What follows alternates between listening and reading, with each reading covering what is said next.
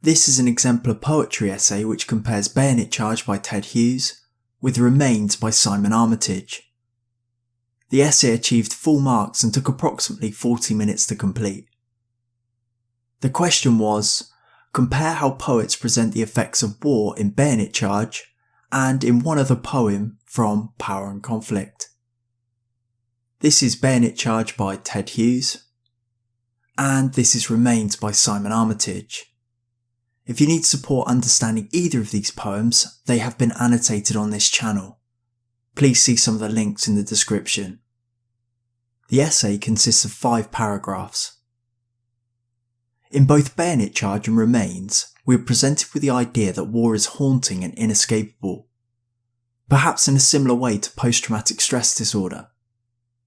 Bayonet Charge seems to indicate how the realities of war are still very poignant and real, whereas in Remains the memories seem distant, as if the soldier has become numb to it. Interestingly, both poems begin in the midst of war. The adverb suddenly in Bayonet Charge immediately instills a sense of action and motion, mixed with fear and a release of apprehension. The fact that this poem is also written from the point of view of a person looking in on someone else's life could be representative of how soldiers often feel out of place when returning home, as if their minds are still at war. It could also indicate how, when at war, you're a different person to when you return home. In this sense, the third person tense could demonstrate how war alters your being and affects you during and after it takes place. In Remains, however, the memories seem just as intense, but perhaps the soldier is used to them, which indicates that the effect on the two men was different.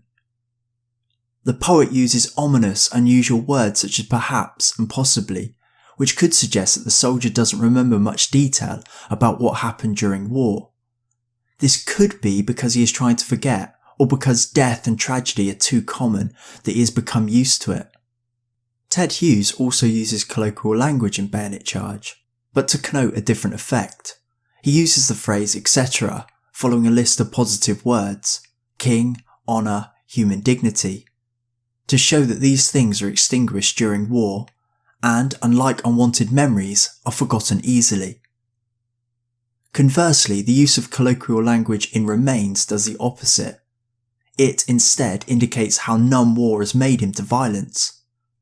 Rather than being appalled for human life, Armitage is attempting to show the ways in which people become desensitised to the blood, death and guts of friends and companions. Significantly, Bayonet Charge is written in equal stanzas, brimming with punctuation and power, and littered with enjambment. Perhaps the regimental structure could indicate life in the military, like the continuous formality of a team or unit. The punctuated pauses could be symbolic of how death and injury cause physical pauses and emotional pauses in a soldier's day.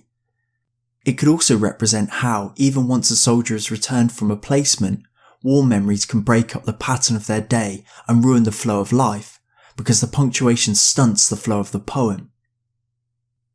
In fact, the enjambment in both poems could signify how the feeling of being haunted never leaves you and is constantly running within you. If you found this helpful, you may wish to check out some of the links in the description for some other supportive resources.